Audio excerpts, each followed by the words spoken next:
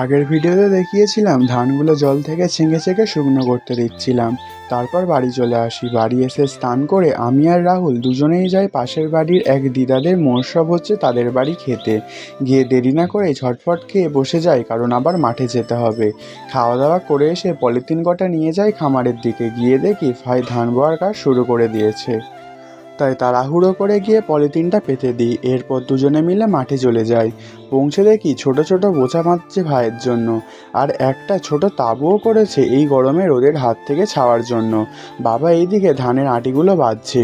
হয়ে যেতে সবাই বওয়া শুরু করে দিয়েছে একসাথে। বইতে বইতে প্রায় সন্ধেই হয়ে গেল। আর এই কয়েকটা ধান বলল মা ঘরে নিয়ে যাবে, তাই আমি আর ভাই চলি ঘরের দিকে। এখানে এসে আগে ধানটা ভালো করে চাপা দিয়ে দিচ্ছি, যাতে জল না ঢোকে। পরের দিন ভোর ভোর উঠে চলি ধান ঝাড়তে। সমস্ত কিছু জোগাড় করতে করতে আলো ফুটে গেছে, তাই দেরি না করে ধান ঝাড়া শুরু করে দিই। ধানটা ভালো হয়েছে কিনা একটু দেখে নিচ্ছি।